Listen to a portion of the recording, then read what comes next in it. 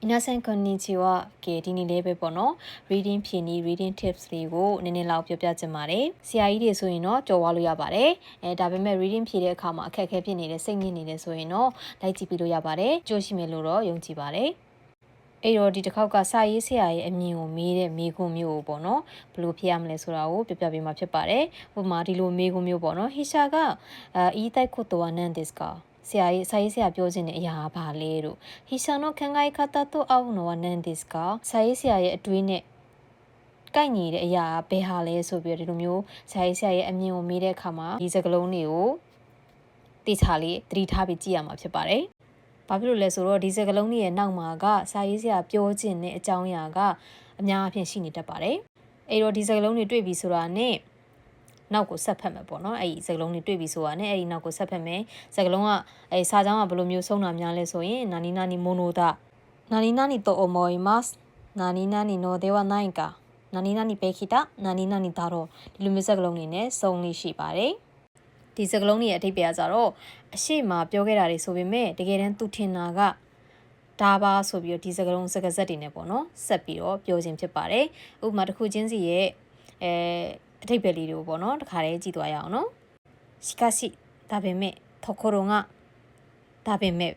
့ဒါငါတက်ငါတူတူပဲဒါပေမဲ့一方でတနည်းအားဖြင့်တခြားတစ်ဖက်မှာလဲဆိုပြီးအဓိပ္ပာယ်ဖြစ်တယ်ပေါ့နော်つまりတနည်းအားဖြင့်အဲ့ဒါလည်းနောက်ထပ်ထပ်လာအောင်မယ်ဆိုတဲ့ပုံစံမျိုးဖြစ်ပါတယ်ဒဲမို့ဆိုတာလည်းဒါပေမဲ့ဆိုပြီးတော့ညင်းပြီးတော့နောက်ထပ်ထပ်လာမယ်အကြောင်းအရာကိုပြောချင်တာဖြစ်ပါတယ်နောက်ပြီးတော့ရင်ခိုနိုယောနာဒါကြောင့်မလို့したかってဒါကြောင့်そのためအဲ့ဒါကြောင့်要するにအကြံပြအားဖြင့်အဲ့တော့ဒီစကားလုံးတွေတွေ့ရင်တကယ်သူပြောချင်တဲ့စာရေးစာပြောချင်တဲ့အကြောင်းအရာတွေကဒီစကားလုံးတွေနောက်မှာလာတတ်တာမို့လို့ဒီစကားလုံးတွေအရင်ဆုံးရှာကြည့်ပါ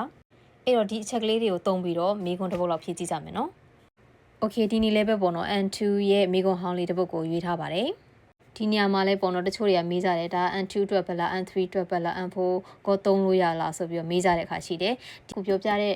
reading ဖြည့်ပုံဖြည့်နည်းတွေကဘယ် level မဆိုပေါ့နော်သုံးလို့ရတဲ့အကြံပြင်းနည်းဖြစ်တာကြောင့်မလို့ဘယ် level မဆိုသုံးလို့ရပါတယ်။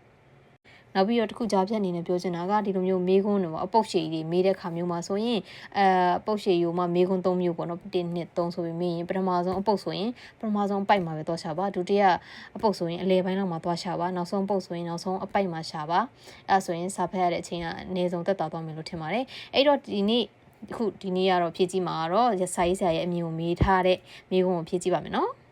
အရှာက言いたいことは何ですかစာရေးဆရာပြောချင်တဲ့အကြောင်းအရာကဘာလဲအဲ့တော့အောက်ကပေးထားတဲ့အဖြေတွေကိုလည်းမဖတ်ခင်အပေါ်ကစာပေကြီးကိုလည်းမဖတ်ခင်စောစောပြောထားတဲ့အချက်လေးတွေကိုပြန်စဉ်းစားကြည့်မယ်ဆိုရင်စာရေးဆရာရဲ့အမြင်ကဒီလိုမျိုးしかしところでだがですがでも一方でつまりအဲ့လိုမျိုးဒီရဲ့အနောက်မှာလိုက်တယ်ဆိုတော့အဲ့ဒီစကားလုံးတွေပါမပါအင်းဆုံးစာပိုက်ထဲမှာသွားကြည့်မယ်နော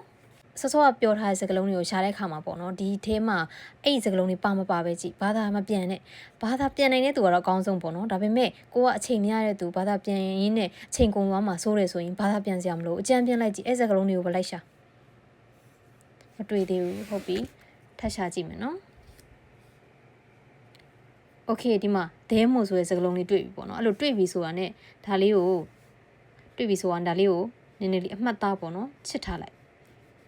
အဲ့ဆိုရင်အဖြေကဒီရဲ့နောက်မှာရှိလိမ့်မယ်ပြီးွားရင်ဒီမှာဟုတ်နော်ဒါဆိုပြီးတော့အမိုးကြီးသူထင်တယ်ဆိုပြီးတော့ပြောထားတဲ့စကားလုံးလေးအဆုံးနဲ့ဒါလေးနဲ့အဆုံးသတ်ထားရပေါ့နော်အဲ့တော့ပေးထားတဲ့ဒီလေးခုကိုသွားဖတ်ကြည့်ပြီးတော့ဒီထဲကဟာနဲ့ပေါ့နော်အကြောင်းအရာနဲ့ကိုက်ညီတဲ့ဟာကိုရွေးပါမယ်โอเคပထမဆုံးတစ်ကြောင်က与えられた仕事を楽しむことが大切だပေးရထားတဲ့အလုပ်ကိုပျော်ပျော်ရွှင်ရွှင်နဲ့လုပ်ဖို့ကအရေးကြီးတယ်တကယ်လို့ကိုကမေ့တတ်တဲ့သူရောသွားမှကြောက်တဲ့သူဆိုရင်တကြောင်ဖက်ပြရနဲ့မြန်မာလိုမျိုးအကြံပြင်းရေးထားခဲ့လို့ရတယ်။ဒီလိုကိုကဖက်လို့အဆင်ပြေတဲ့သူဆိုရင်တော့ဆက်ဖက်လို့ရပါတယ်။ဒါဆိုရင်တော့တကြောင်ဆက်သွားမယ်နော်။興味のあることを仕事にするのがいい။ဝါသနာပါတဲ့အလုပ်ကိုလုပ်တာကောင်းတယ်။ကိုဝါသနာပါတာကိုပဲလုပ်တာကောင်းတယ်တဲ့ပြောထားရပေါ့နော်။အဲဆိုရင်တော့တကြောင်ဆက်သွားမယ်။面白い仕事を与えられることが重要だ။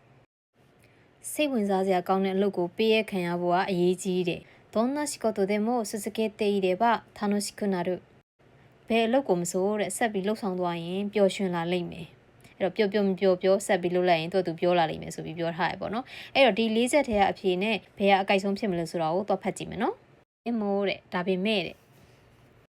仕事がただ与えられるだけのものだったらအလုပ်ဆိုတာကပေးအပ်ခံရလို့သာလုပ်နေရတာဆိုရင်ပြောစင်တာတော့သူများခိုင်းလို့တာလုပ်နေရတာဆိုရင်やっぱり面白くするにも限界があるတည်စားတာပေါ့တဲ့စိတ်ဝင်စားလာဖို့ဆိုတာကအကန့်အသတ်ရှိတယ်တဲ့တကယ်လို့သူခိုင်းလို့လုပ်နေရတာဆိုရင်ကိုကပိုပြီးစိတ်ဝင်စားလာဖို့ဆိုတာကအကန့်အသတ်ရှိရပေါ့နော်အကုန်လုံးတော့စိတ်ဝင်စားမလာနိုင်ဘူးပေါ့နော်ကိုယ်တိုင်ကဝါသနာမပါတဲ့အတွက်ဒါဆိုနောက်ထပ်ဆက်ဖတ်မယ်နော်自分が何を面白いと感じるかまずそれありきで仕事を考えた方がいいと思うのだကိုကဘာကိုစိတ်ဝင်စားတယ်လို့ခံစားရလဲဆိုတာကိုမဆူဆိုတဲ့အာရိကတဲ့ယင်းဆုံးအဲ့ဒါကိုအခြေခံထားပြီးတော့仕事を選んだ方がいいと思うのだအဲ့ဒါကိုအခြေခံထားပြီးတော့အလုပ်ကိုရွေးတာကအကောင်းဆုံးပိုပြီးကောင်းတယ်လို့ထင်တယ်အဲ့တော့ဒီဆိုတယ်ဆိုတာဒီရှေ့စာကြောင်းကိုရည်ညွှန်းတာပေါ့နော်အဲ့တော့ကိုကဘာကိုစိတ်ဝင်စားလဲဆိုတာကိုအခြေခံပြီးတော့အလုပ်ရွေးတာကောင်းတယ်ပေါ့နော်အဲ့တော့အောက်ကဖြေတွေကအားရကြိုက်လဲဆိုတော့သွားကြည့်မယ်နော်ပေးရခံထားတဲ့အလုပ်ကိုပဲပြပြရွှင်လုပ်တာကောင်းနေတဲ့သူပြောထားတာအဲ့ဒါမဟုတ်ဘူးเนาะအဲ့တော့မှားတယ်ပေးလိုက်မယ်เนาะကိုဝါသနာပါတဲ့အလုပ်ကိုပဲလုပ်တာကောင်းနေတဲ့ဒါသူပြောထားတာ ਨੇ ကိုက်ညီရပေါ့เนาะအဲ့တော့ဒါအဖြေမှန်ပေါ့เนาะဒါပေမဲ့နောက်ထပ်လဲပေါ့เนาะနောက်ထပ်နှစ်ကြောင်းကြံသေးတာလေးကိုလည်းထပ်ပြီးတော့သွားပြီးတော့မှန်သွားဖတ်ကြည့်မယ်เนาะနောက်တစ်ကြောင်းကကျတော့စိတ်ဝင်စားစရာကောင်းတဲ့အလုပ်ကိုပေးရခံရဖို့ကအရေးကြီးတယ်တဲ့ဒီစာကြောင်းကဒီသူထင်တဲ့အကြောင်းအရာ ਨੇ မဟတ်ဆက်ဘူးเนาะအဲ့တော့မှားတယ်နောက်ဆုံးတစ်ပုဒ်ကဘယ်လို့မဆိုဆက်လုပ်မယ်ဆိုရင်ပျော်ရွှင်လာလိမ့်မယ်တဲ့အဲ့တော့သူပြောထားတယ်မှားတယ်အဲ့သူပြောထားတာနဲ့မကိုက်ညီဘူးပေါ့နော်သူပြောထားတဲ့ကိုက်ညီတာတော့နံပါတ်1ဖြစ်ပါတယ်အဲ့တော့အဖြေမှန်ကနံပါတ်2ကိုဝါသနာပါတဲ့လုပ်ကိုလုပ်တာကောင်းတယ်ဆိုပြီးတော့ပြောထားတာဖြစ်ပါတယ်では皆さんお疲れ様でしたまたね